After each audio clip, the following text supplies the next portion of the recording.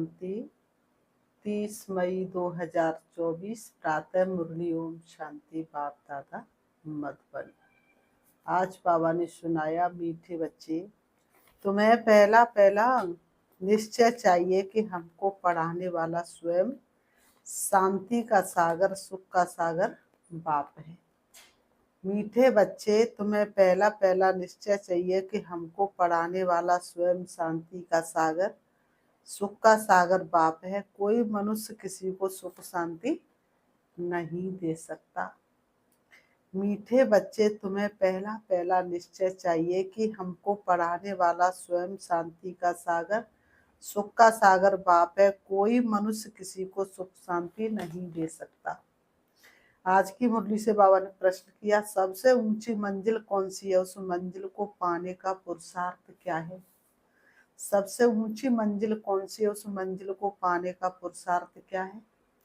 उत्तर में बाबा ने कहा, एक बाप की याद पक्की हो जाए, बुद्धि और कोई की तरफ ना जाए, यह ऊंची मंजिल है।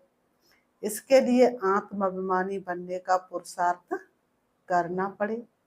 जब तुम आत्माभिमानी बन जाएंगे तो सब विकारी ख्यालात खत्म हो जाएंगे, बुद्धि का भटकना बंद हो जाएगा, देह के तरफ बिल्कुल दृष्टि न जाए, ये मंजिल है। इसके लिए आत्माभिमानी भव।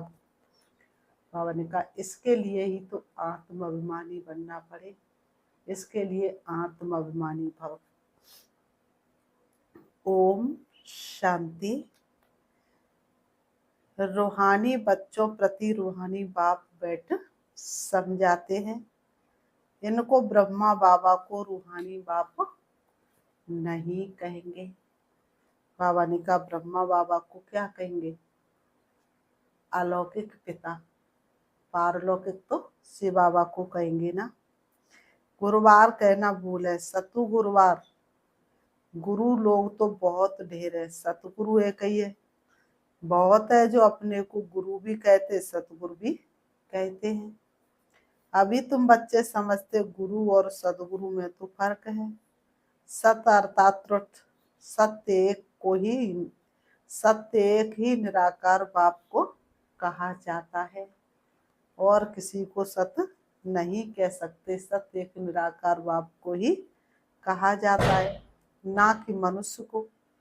सच्चा ज्ञान तो एक ही बार ज्ञान सागर बाप आकर देते हैं। मनुष्य को कभी सच्चा ज्ञान दे नहीं सकते। सच्चा है ही एक निराकार बाप। इनका नाम तो ब्रह्मा है, ये किसी को ज्ञान दे ना सके। ब्रह्मा में ज्ञान कुछ भी था नहीं, अभी भी कहेंगे इनमें सारा ज्ञान तो है नहीं। संपूर्ण ज्ञान तो ज्ञान सागर परम पिता परमात्मा में ही है।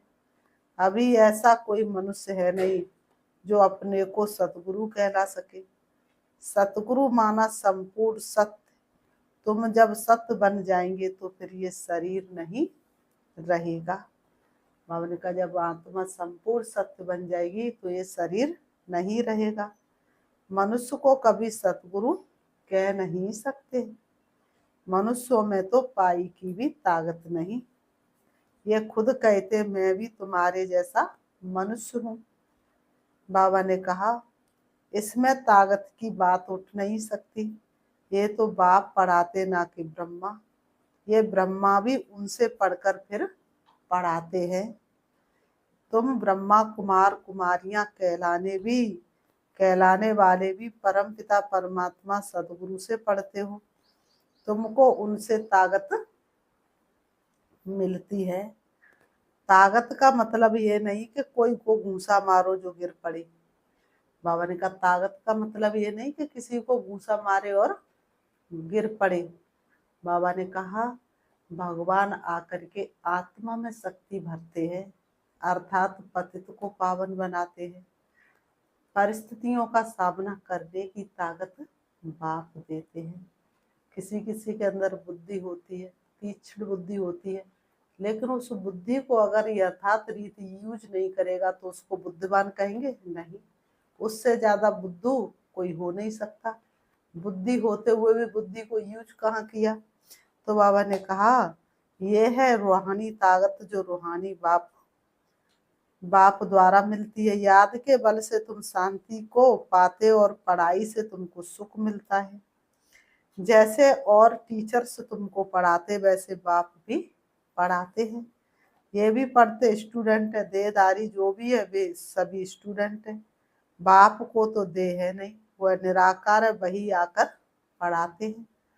जैसे और स्टूडेंट पढ़ते वैसे तुम भी पढ़ते, इसमें मेहनत की बात नहीं। पढ़ने समय हमेशा ब्रह्मचर्य में रहते हैं। ब्रह्मचर्य में पढ़कर जब पूरा करते तब बाद में विकार में गिरते हैं। मनुष्य तो मनुष्य जैसे ही देखने में आते हैं, कहेंगे ये फलाना आदमी है, ये एल भी है, ये फलाना ऑफिसर है। पढ़ाई पर टाइटल मिल जाता है, शकल तो वही है। उस जिस्मानी पढ़ाई को तो तुम जानते हो। साधु संत आदि जो शास्त्र पढ़ते पढ़ाते हैं उनमें कोई बड़ाई नहीं। उससे कोई को शांति तो मिल नहीं सकती। खुद भी शांति के लिए धक्के खाते हैं।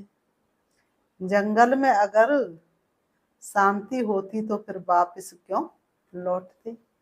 मुक्ति को तो कोई पाता नहीं। जो भी अच्छे अच्छे नामी ग्रामी राम कृष्ण परमहंस आदि होकर गए हैं वह भी सब पुनर्जन्म लेते लेते नीचे ही आए हैं। बाबा का वो भी पुनर्जन्म लेते लेते नीचे ही आए हैं। मुक्ति जीवन मुक्ति को कोई भी पाते नहीं। तमो प्रधान तो बनना ही है। देखने में तो कुछ भी नहीं आता।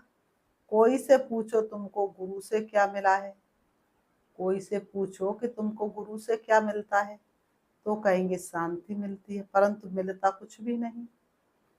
बाबा ने कहा मनुष्यों से क्या मिलेगा, कुछ भी नहीं। शांति का अर्थ ही नहीं जानते। अभी तुम बच्चे समझते बाबा ज्ञान का सागर है और कोई साधु संत गुरु आदि शांति का सागर हो ना सके। मनुष्य किसको सच्ची शांति दे नहीं सकते। तुम बच्चों को पहले पहले तो निश्चय करना है। शांति का सागर एक बाप है जो हमको पढ़ाते हैं। सृष्टि का चक्र कैसे फिरता वह भी बाप ने समझाया है। मनुष्य मनुष्य को कभी सुख शांति दे नहीं सकते। ये ब्रह्मा उनका रथ है, तुम्हारे जैसा स्टूडेंट ही है। ये भी गृहस्थ व्यवहार में रहने वाला था। सिर्फ बाप को अपना रथ लोन पर दिया है, सो भी वानप्रस्थ अवस्था में। तुमको समझाने वाला एक बाप है। वह बाप कहते सबको निर्विकारी बनना है। जो खुद नहीं बन सकते तो फिर अनेक प्रकार की बातें करेंगे, गालियां भी देंगे। जो खुद निर्विकारी नहीं बन सकते फिर वह अनेक प्रकार की बातें करेंगे और क्या करेंगे, गालियां भी देंगे। बाबा ने कहा समझते हैं हमारा जन्म जन्मांतर का भोजन जो बाप का वर्षा मिला हुआ है वह छुड़ाते हैं। अब छुड़ाते तो वह बेहद का बाप है ना। बाबा ने कहा छुड़ाते तो वह बेहद का बाप है ना। इनको भी उसने छुड़ाया। चलते रहा फसा ब्राह्मणता। शिव ने इनमें प्रवेश किया और दुनिया नई बनानी तुमको ऐसा एक आदेश दिया। तो ब्रह्मा बाबा तो ठाट बाट से रहने वाले थे। इनको भी किसने छुड़ाया, बाप ने छुड़ाया। तो बाबा ने कहा, तो बाबा कहते हैं बच्चों को भी बचाने की कोशिश की, जो निकल सके उनको निकाला। ब्रह्मा बाबा ने अपने बच्चों को भी क्या किया, बचाने की कोशिश की। जो निकल पाया वो उसको निकाला। अब तुम बच्चों की बुद्धि में है कि हमको पढ़ाने वाला कोई मनुष्य नहीं है। सर्वशक्तिवान एक ही निराकार बाप को कहा जाता है और किसको कहा नहीं जाता। वही तुमको नॉलेज दे रहे हैं। बाप ही तुमको समझाते। ये विकार तुम्हारा सबसे बड़ा दुश्मन है। ये काम विकार सबसे बड़ा दुश्मन है। बुद्धि बाबा से लगा लो, इसका नाश अपने आप ही हो जाएगा। इनको छोड़ो। फिर जो नहीं छोड़ सकते वो कितना झगड़ा करते हैं। माताएं भी कोई कोई ऐसी निकल पड़ती हैं जो विकार के लिए बड़ा हंगामा करती हैं। बाबा ने कहा माताएं भी कोई कोई ऐसी निकलती हैं। इसलिए बाबा कहते हैं सूपन खा भी देखनी हो तो यहाँ पर देखो। अभी तुम हो संगम युग पर, ना सतयुग में हो और ना ही कलयुग में। तुम कहाँ खड़े हो? संगम युग पर। ये भी कोई नहीं जानते कि ये पुरुषोत्तम संगम युग है। बाप कितना अच्छी रीति समझाते हैं। शिव बाबा आकर के तुमको कितना प्यार से समझाते हैं। बहुत है जिनको पूरा निश्चय, कोई को सेमी निश्चय, कोई को 100%, कोई को 10% भी नहीं। किसी किसी को तो ज्ञान में पूरा निश्चय है, 100%, किसी को 50, किसी को 10% नहीं। कोई कोई तो बाबा के घर के मजबूरी के भांति बन जाते हैं। अब भगवान श्रीमत देते, बच्चे मुझे याद करो, ये है बाप का बड़ा फरमान।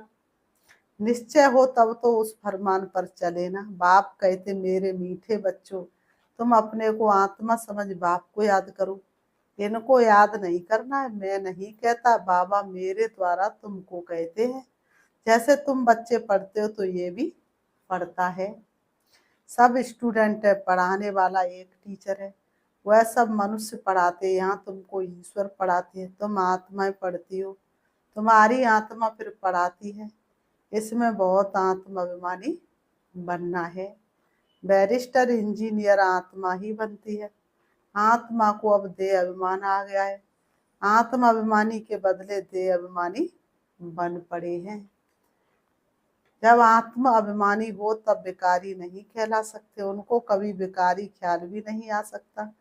देह अभिमान से ही विकारी ख्याल आते हैं। फिर विकार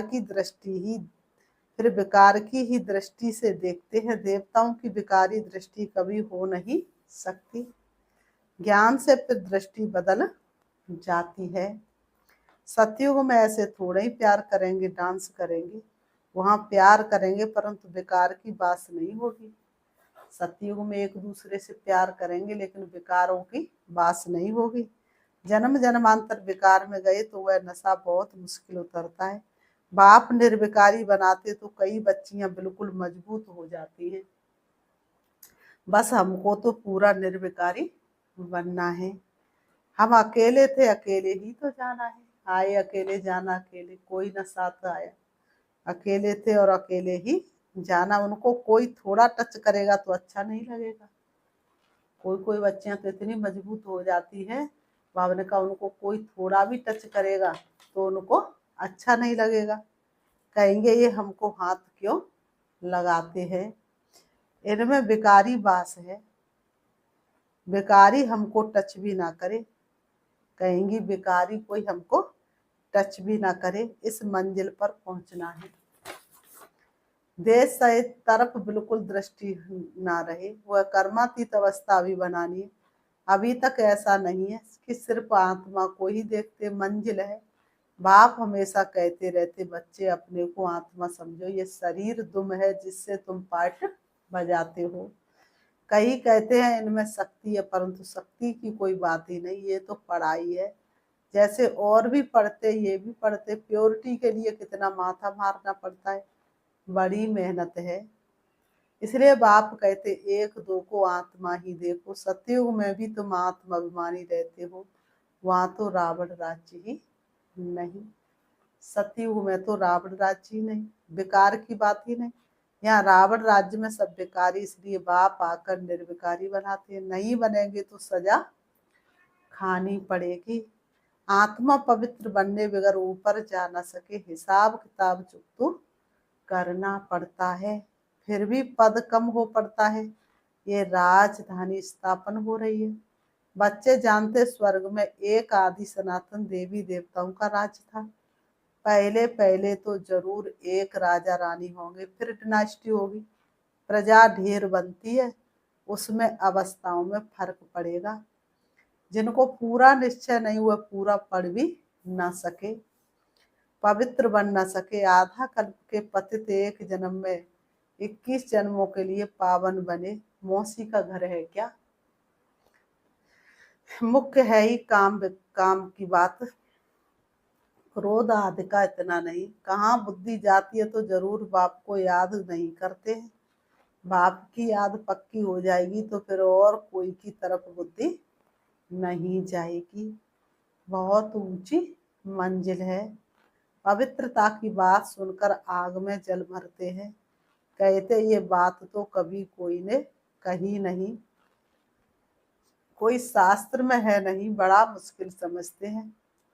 वह तो है ही निवृत्ति मार्ग का धर्म अलग, उनको तो पुनर्जन्म ले फिर भी संन्यास धर्म में ही जाना है, वही संस्कार ले जाते हैं। तुमको तो घर बार छोड़ना नहीं है। समझाया जाता भल घर में रहो, उन्हों भी समझाओ, अब है संगम युग। पवित्र बनने बगैर सतयुग में देवता बन नहीं सकेंगे। पवित्रता के बगैर सतयुग के देवता बन नहीं सकते, इसलिए पवित्रता ही मुख्य गुण है। बाबा ने कहा सतयुग में पवित्रता के बिना सतयुग के देवता बन नहीं सकते। बाबा ने कहा थोड़ा भी ज्ञान सुनते तो वह प्रजा बनती जाती। प्रजा तो ढेर होती है ना, प्रजा की क्या गिनती, बनना है तो महाराजा महारानी बनना है। सतयुग में वजीर भी नहीं होते, क्योंकि बाप संपूर्ण ज्ञानी बना देते। इसलिए इतनी तपस्या का बल जमा करो, इतना तपस्या का बल जमा करो, यहाँ पर भी तुम्हारी बुद्धि बहुत तीखी हो जाए। बाबा ने कहा सतयुग में वजीर भी नहीं होते, क्योंकि बाप संपूर्ण ज्ञानी बना देते। वजीर आदि चाहिए अज्ञानियों को। इस समय देखो एक दो को मारते कैसे, दुश्मनी का स्वभाव कितना कड़ा है।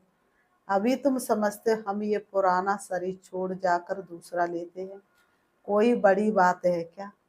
वह दुख में मरते, तुमको सुख से बाप की याद में जाना है। जितना मुझ बाप को याद करेंगे तो और सब भूल जाएंगे, कोई भी याद नहीं रहेगा।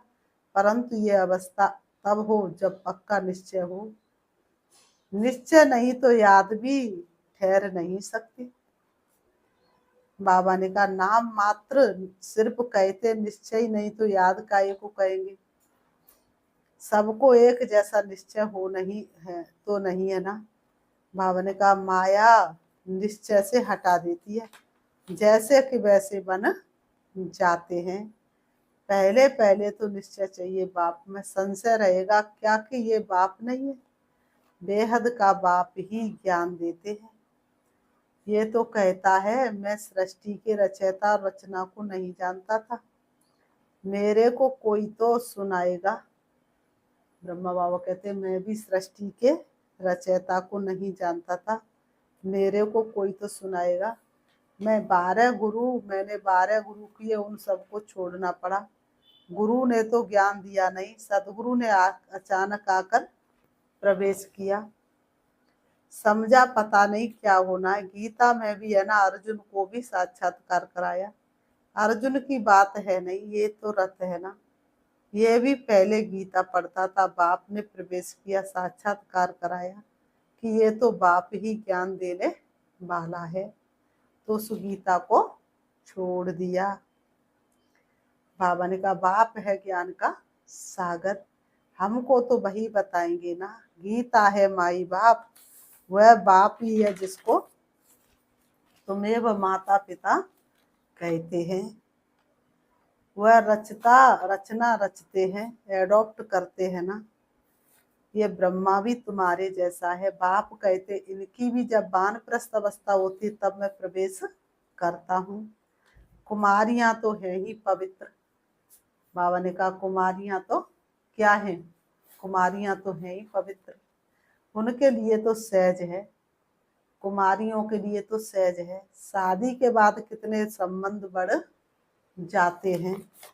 बाबा ने कहा इसलिए देही अभिमानी बनने में मेहनत लगती है। वास्तव में आत्मा शरीर से अलग है, परंतु आधा कल्प देह अभिमानी रहे हैं। बाप आकर अंतिम जन्म में देही अभिमानी बनाते तो मुश्किल भासता है। पुरुषार्थ करते करते कितने थोड़े पास होते हैं, 8 रतन निकलते हैं। अपने से पूछो हमारी लाइन क्लियर है, अपने आप से पूछो कि हमारी बुद्धि की लाइन क्लियर है। एक बाप के सिवाय और कुछ याद तो नहीं आता है। ये अवस्था पिछाड़ी में होगी। आत्म अभिमानी बनने में बहुत मेहनत है। फिर बाबा कहते अच्छा, मीठे मीठे सिखी रते बच्चों प्रति, मात पिता बाप दादा का याद प्यार और गुड मॉर्निंग। रूहानी बाप की रूहानी बच्चों को नमस्ते, और हम रूहानी बच्चों की रूहानी बाप दादा को याद प्यार और नमस्ते नमस्ते नमस्ते नमस्ते। धारणा के लिए मुख्य सार नंबर 1, ज्ञान से अपनी दृष्टि का परिवर्तन करना है। आत्माभिमानी बन विकारी ख्यालात समाप्त करने हैं। ज्ञान से अपनी दृष्टि का परिवर्तन करना है। आत्माभिमानी बन विकारी ख्यालात समाप्त करने हैं। किसी भी विकार की बास न रहे, देह तरफ बिल्कुल दृष्टि न जाए। नंबर 2, बेहद का बाप ही हमें पढ़ाते, ऐसा पक्का निश्चय हो तब याद मजबूत होगी। ध्यान रहे माया निश्चय से जरा भी हिला ना सके। वरदान, सेवा भाव से सेवा करते हुए आगे बढ़ने और बढ़ाने वाले निर्विघ्न सेवाधारी भव। सेवा भाव से सेवा करते हुए आगे बढ़ने और बढ़ाने वाले निर्विघ्न सेवाधारी भव। स्पष्टीकरण, सेवा भाव सफलता दिलाता है। बाबा ने कहा सेवा भाव क्या दिलाता है? सफलता दिलाता है। सेवा में अगर अहम भाव आ गया तो उसको सेवा भाव नहीं कहेंगे। किसी भी सेवा में अगर अहम भाव मिक्स होता है तो मेहनत भी ज्यादा, समय भी ज्यादा लगता है और स्वयं की संतुष्टि भी नहीं होती है। सेवा भाव वाले बच्चे स्वयं भी आगे बढ़ते और दूसरों को भी आगे बढ़ाते हैं। वे सदा उड़ती कला का अनुभव करते हैं। उनका उमंग उत्साह स्वयं को निर्विघ्न बनाता और दूसरों का कल्याण करता है। आज की मुरली से स्लोगन है, ज्ञानी तू आत्मा वह है जो महीन और आकर्षण करने वाले धागों से भी मुक्त है। ज्ञानी तू आत्मा वह है जो महीन और आकर्षण करने वाले धागों से भी मुक्त। अच्छा, ओम शांति। अभी हम बाबा को याद करते हैं। बाबा ने कहा सेवाधारी वही है जो स्वयं भी आगे बढ़ता और दूसरों को भी आगे बढ़ाता है। वास्तव में अपने आप को सम्मान देंगे। मैं परमात्मा कार्य में हर कदम में सहयोगी आत्मा हूँ। मेरा जन्म ही प्रभु कार्य को पूरा करने के लिए हुआ है। सफलता मुझ आत्मा का जन्म सिद्ध अधिकार है। मैं सफलता मूर्त आत्मा हूँ। स्वयं भगवान मेरा साथी बना है। स्वयं भगवान ने जिम्मेवारी का ताज मेरे सिर पर रखा है।